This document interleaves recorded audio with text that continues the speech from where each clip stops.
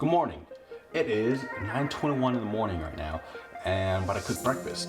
Today we are going over 5 different meals, 5 different college student meals, pretty cheap. I'm going to lay out all the prices on the screen for whatever meal, whatever it costs. I'm going to show you guys some of my favorite recipes and just show that it's actually cheap as opposed to people thinking it's really expensive making a decent college meal. So let's get started. Eggs, need some bacon. So first things first, mise en place, right?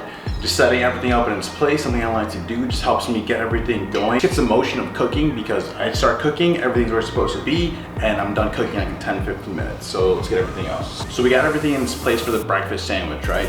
Now this sandwich is actually done in a lot of restaurants. I see a lot of chefs do this kind of sandwich, but super easy. It literally takes like 10 minutes to do. All you need are some eggs. We got a turkey bacon, sriracha, some mayo, things you probably already have at home too. We got a scallion, which is kind of like a nice mild onion, cheese, and then we got our fruit. We got some blueberries. So anyway, it's gonna throw that bacon on a pan, gonna throw some eggs, scramble those eggs up. I'm gonna toast the buns on that same bacon pan after they're done, give them that nice little like bacony like aftertaste. Tastes so good. So the crispy bacon, the crispy bun, the nice soft scrambled eggs, the nice little crisp scallion, just gives it a nice little texture, right? It'll give you a nice little breakfast sandwich texture. And we're gonna mix some mayo and sriracha up, make a nice little mayo sriracha sauce. Really basic, this tastes really good. And of course we got our fruit here. These are got for like 2 for $5. Just get any fruit you got at the store that's on sale. But that's pretty much just meal number 1. The finished product, we got our bun, bacon, scallions, American cheese, egg, and then some sriracha mayo sauce in the bottom, and then the other piece of the bun, obviously. I'm like the slowest eater. I never have enough time to finish my entire breakfast, so I always end up usually taking the berries to go when I go to class. Anyways, class, jam, and then I'll show you post-workout meal. So, just getting home about 3 hours later, and so now I'm at my second meal of the day. It's a really quick one. I know I've talked about this a whole bunch of times, but I use it a lot as a post-workout meal because it's a good source of protein and carbs, and it takes like 5 minutes to make. And typically when I come home from the gym, I got errands to do, things to do. But lately, when I get home from the gym, I'm super hungry and I have the big urge just to snack on. And I used to just like not be able to control it, and I would just go straight to the chip drawer and just kind of munch on chips, just down them down. But summer shredding is coming up, so I'm kind of trying to get used to not being able to eat so many unhealthy chips and all that. So showing you guys a shake that I make, again, takes like 2 minutes. So super simple, got some oats, got banana, got peanut butter, and some milk. I'll combine about a cup of oats, then you throw in a banana in there, peanut butter. You gotta get creamy. If you use nut, like crunchy peanut butter, then, I mean, I don't know what to tell you. And then, we blend.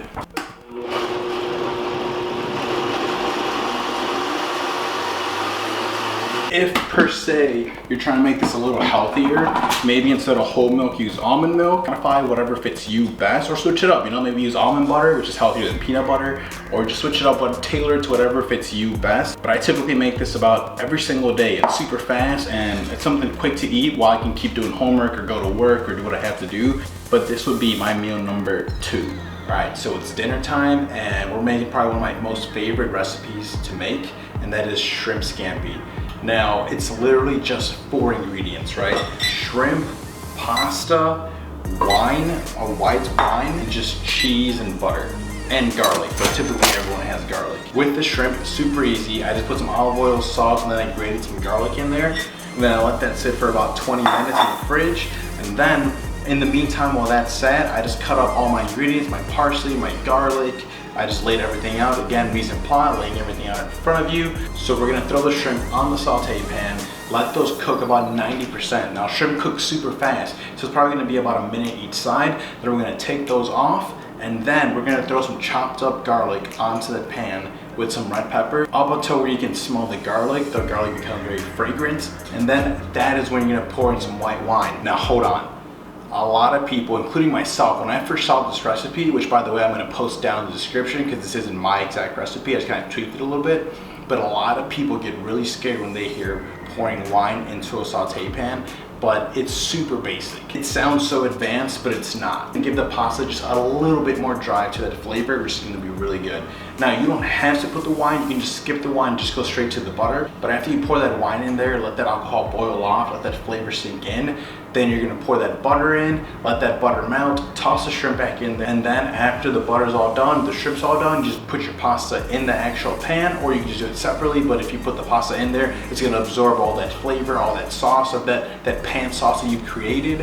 It just comes out really good. And then you hit it with some cheese, some lemon, and oh my mouth is watering as I'm talking about this right now. So we're just gonna get cooking it right now. So here's the final product. We got pasta, shrimp, parsley's kind of optional on top. So that was the final product. Again, this took me about maybe 10-15 minutes to make. Super easy and it's super fast. By the time I threw the spaghetti in the boiling water, it gave me enough time to cook the shrimp, pour the wine in there, make that little sauce. The most intimidating thing to everyone about this is cooking with the wine. But once you do it once, you're set. I mean, it's just kind of doing it once and you're like, oh, this isn't bad at all. It's actually super easy. Again, it's not my recipe, so I'm gonna put that down in the description below so you guys can check that out.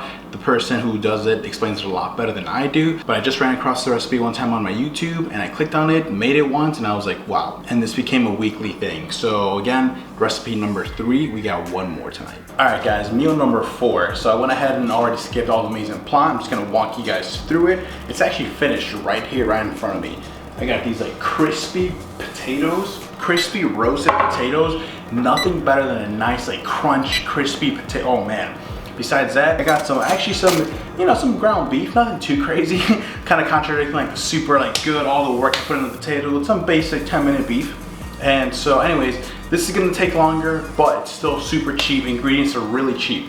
Anyways, jumping right into it. First, you gotta parboil the potatoes about 10-15 minutes. After you parboil them, you take them out, rough them up a little bit, and you're gonna pour some infused oil in it. That's just fancy wording for flavored oil. The way you flavor that oil is you put it in a pan, put a little bit of minced garlic in there. If you don't have a garlic mincer, just chop it up real fine or as fine as you can. On top of some rosemary or thyme or whatever you want to get, but either one of those two, you chop them up real finely, put them in that oil, let that oil come to a nice little simmer, let that garlic brown a little bit, and then drain it. Use the actual oil for the potatoes. Cover those potatoes in that oil, give them that nice little flavor, put some salt on them, and throw them in the oven for about 40 minutes. After 20 minutes, give them a little flip. That flip will make sure that they all kind of roast the same way. I actually saw this recipe from someone that's a professional chef. His name is Kenji L. Lopez. I'm gonna put that link in the description as well, because if I'm being honest, I mean, that's where I learned a lot of the stuff that I know how to cook now, is just through YouTube and just self-teaching and stuff like that. Anyways, ground beef was just pretty basic. Put it on the pan, gave it a nice little sear on one side. After that, kind of broke it up into pieces. Put some chopped onions, some chopped jalapeno, get a little bit of a spice. I let the fat from the beef kind of pool on the onion, on the jalapeno. Whatever beef you're using, you can use like 96.4 if you're really like trying to watch your weight, or I use 85.15 because I need a little bit of fat in my ground beef. But aside from that, I started cooking the beef when it was like 20 minutes out from the potatoes, kind of time everything just right. But that wraps it up. I mean, that's meal number 4. Typically don't cook 3 different meals in a day, as in like the egg, shrimp, and this beef. I typically only cook 2, but I didn't feel it as if the smoothie was kind of fair to you guys, because like that's a very quick and easy smoothie and I want to give you something legit. Anyways, that's all I got for you guys. Thank you guys so much for watching. If you made it to the end of the video, if you're gonna try any of these recipes, let me know. I really do hope you find one that you really like or something you enjoy, maybe something you keep doing every week where you cook something different. I don't know. I know the wine, I know the kind of parboiling maybe, or infused oil, stuff like that's kind of like new to people, like it was new to me. It was kind of scary at first, but I mean, I love it. So I hope you guys do too. And thanks for watching. I will see you next Saturday.